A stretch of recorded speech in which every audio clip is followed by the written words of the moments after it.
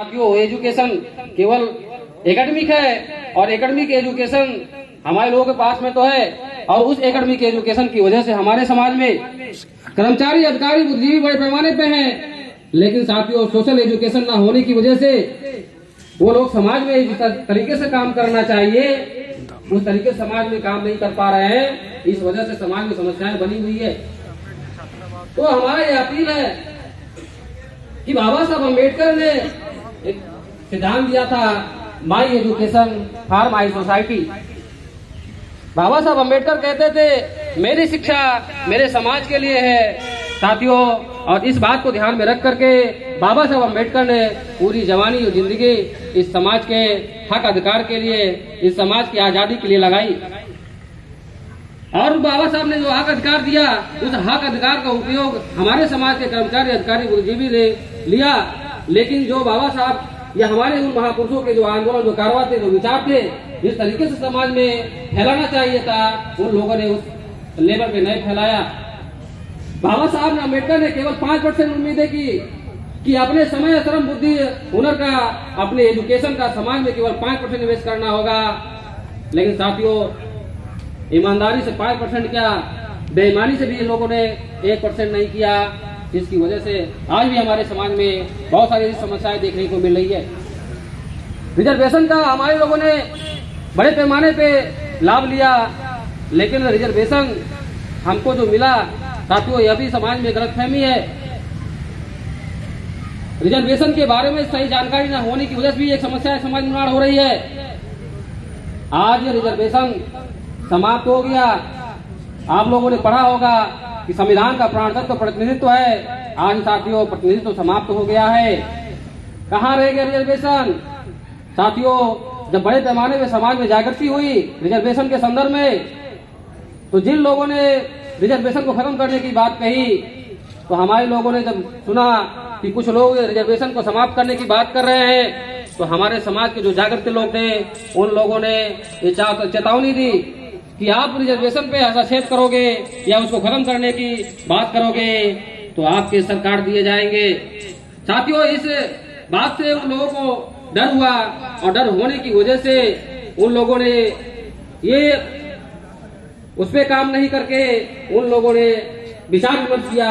और साथियों, आप लोगों ने देखा होगा कि बाबा साहब अम्बेडकर संविधान जब लागू होने के बाद लगभग 50 से और 90 के बीच में देखेंगे तो हमारे समाज में बड़े पैमाने कर्मचारी, अधिकारी, बुद्धिजीवी निर्माण हुआ। और उसके बाद जागृति, पढ़े लिखे होने के बाद हमारे समाज में जब जागृतियां बड़े पैमाने बढ़ने लगी, तो साथियों हुआ क्या, उन लोगों ने विचार विमर्श किया। जो लोग हमारे रिजर्वेशन या हमारे हक अधिकारों का विरोध करने के लिए बात कर रहे थे, काम कर रहे थे, तो उन लोगों ने हमारे रिजर्वेशन को समाप्त करने के लिए एलपीजी नाम का कानून लाया। साथियों, हमको रिजर्वेशन नहीं मिलना चाहिए, इसके लिए उन लोगों ने एलपीजी नाम का कानून लाया, और एलपीजी नाम का कानून ला करके हमारे रिजर्वेशन को प्रभावहीन करने का काम किया। साथियों, आज एलपीजी का इफेक्ट क्या है? जब जिस समय ये कानून आया, उस समय उस कानूनों के बारे में जिस स्तर पे हमारे लोगों को जानकारी समाज में देनी चाहिए थी, उस स्तर पे लोगों ने जानकारी नहीं दिया, और जानकारी न देने की वजह से आज उसका परिणाम क्या है? बड़े पैमाने पे सरकारी संस्थाएं निजीकरण हो गई, और निजीकरण होने की वजह से आज हमारे बच्चे सरकारी संस्थाओं में नौकरी के लिए भटक रहे हैं। तो साथियों, ये जिम्मेदार कौन है? साथियों, जिम्मेदार वो है उस समय के पढ़े लिखे कर्मचारी, अधिकारी और बुद्धिजीवी। उनको जानकारी करनी चाहिए थी कि एलपीजी कानून का परिणाम भविष्य में क्या हो सकता है। साथियों, बाबा साहब अम्बेडकर ने संविधान लिखा तो ये साल, 2 साल, 10 साल के अनुभव के आधार पर नहीं लिखा।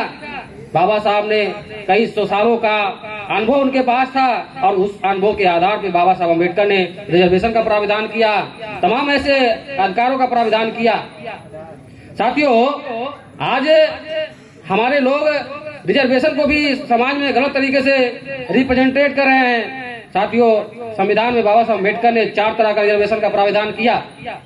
सबसे पहले रिजर्वेशन जो हमको मिलता है वो रिजर्वेशन इन एजुकेशन है, यानी हमको शिक्षा में आरक्षण पहले मिलता है। इस बात को समझना होगा। जो भी विद्यार्थी पढ़ लिख रहे हैं तो वो रिजर्वेशन की वजह से पढ़ लिख रहे हैं, इस बात को समझना होगा। और साथियों, जो दूसरा रिजर्वेशन बाबा साहब अम्बेडकर ने दिया वो रिजर्वेशन इन एम्प्लॉय है, नौकरी में प्रतिनिधित्व हमारे लोगों का होना चाहिए, इसके लिए प्राविधान किया। और तीसरा जो रिजर्वेशन था साथियों वो रिजर्वेशन इन प्रमोशन था। और चौथा रिजर्वेशन जो था साथियों वो रिजर्वेशन इन पॉलिटिकल था, यानी राजनीति में आरक्षण। साथियों, बाबा साहब अम्बेडकर ने 3 रिजर्वेशन का जो प्राविधान किया वो असीमित के लिए किया, मतलब खत्म ना होने वाला जो रिजर्वेशन है। लेकिन साथियों, कुछ लोगों ने हमारे समाज में गलत तरीके से उसको प्रेजेंट किया। और ये प्रेजेंट क्या किया कि जो आरक्षण है वो 10 साल के लिए है। लेकिन साथियों, कौन सा आरक्षण 10 साल के लिए है, इस बात को समझना होगा। साथियों, 10 साल के जो आरक्षण था वो राजनीतिक आरक्षण था। बाबा साहब अम्बेडकर ने संविधान को लिखते समय राजनीतिक आरक्षण 10 साल के लिए क्यों किया, इस बात को समझना होगा। साथियों, बाबा साहब अम्बेडकर जानते थे जब गांधी के द्वारा पूना पैक्ट हुआ 24 सितंबर 1932 को, तो बाबा साहब अम्बेडकर ने एक बात कही कि जो ये पूना पैक्ट हो रहा है, इस पूना पैक्ट से हमारे समाज में अब वास्तविक प्रतिनिधित्व नहीं, समाज में दलाल और भड़वा पैदा होगा। ये बाबा साहब अम्बेडकर ने इस बात को कही। और इस बात को ध्यान में रख करके बाबा साहब अम्बेडकर ने 1932 के बाद जो संघर्ष किया साथियों, वो संघर्ष बाबा साहब अम्बेडकर ने आम आदमी के लिए संघर्ष किया। और संघर्ष करने के बाद समाज को, हमारे समाज SC ST OBC को संविधान में वो हक अधिकार दिया जिसकी हम कल्पना भी नहीं कर सकते। साथियों, संविधान मिलने के बाद, लागू होने के बाद हमारे लोगों ने उन हक अधिकारों का प्रयोग किया। और लास्ट समय में बाबा साहब अम्बेडकर ने आगरा के रामलीला मैदान में रोते हुए बात कही कि मुझे अनपढ़ों से कोई शिकायत नहीं थी, मेरे समाज के पढ़े लिखे लोगों ने मुझे धोखा दिया। साथियों, ये मजबूर होकर के बाबा साहब को इस बात को कहना पड़ा, क्योंकि बाबा साहब ने जो पढ़े लिखे लोगों से अपेक्षा 1932 के बाद किया, जिसको हक अधिकार दिया, उन लोगों ने साथियों 5% समाज में जागृति करनी चाहिए थी, 5% जागृति नहीं किया। और ना करने का परिणाम क्या है, आज हमारे विरोध में तमाम आर्टिकल बनाई जा रही हैं। अभी वर्तमान में नई शिक्षा नीति आई, हमारे समाज के लोग जानते होंगे कि नई शिक्षा नीति का प्रभाव क्या है। आने वाले समय में हमारे प्राइमरी जूनियर के लोगों को एजुकेशन नहीं है। साथियों, वर्ण व्यवस्था के आधार पे नई शिक्षा नीति लाई गई है, इस बात को समझना होगा। यदि आप अपना भविष्य निर्माण करना चाहते हो तो वर्तमान में शासक जातियों के द्वारा जो भी पॉलिसी बनाई जा रही है उस पॉलिसी की जानकारी आपको करना होगा, क्योंकि उस कानून की जानकारी आपको करना होगा। आप पढ़ लिख रहे हैं, आप समझ रहे हैं। और साथियों, इस छात्रावास में जो छात्र रहते हैं, जो साथी हैं, वो कोई बस्ती जिले से ही नहीं, बहुत सारे दूर के छात्र इधर आकर के पढ़ते हैं। तो साथियों, आप लोग पढ़ने के लिए आए हुए हैं, आप एकेडमिक एजुकेशन तो लीजिए, लेकिन एकेडमिक एजुकेशन के साथ साथ सोशल एजुकेशन भी लेना होगा आपको, क्योंकि आप लोगों से बहुत सारे लोगों की अपेक्षाएं हैं। आप अपने गांव से पढ़ने लिखने के लिए आए हैं तो आपके घर परिवार की अपेक्षा तो है ही, लेकिन आपको अपने समाज, अपने गांव की भी लोगों की अपेक्षा है, आप लोगों से करते हैं। तो आप लोग एकेडमिक एजुकेशन के साथ साथ सोशल एजुकेशन भी लेंगे। और वर्तमान में शासक जातियों के द्वारा जो हमारे समाज के ऊपर कानून बनाए जा रहे हैं, उस कानून के बारे में जानकारी आप लोग करके उस समाज को जागृत करने का काम करेंगे। साथियों, बहुत सारे साथी हमारे आए हुए हैं, हम भी उनको सुनना चाहते हैं। साथियों, इन्हीं बातों के साथ मैं अपनी बात समाप्त करता हूं।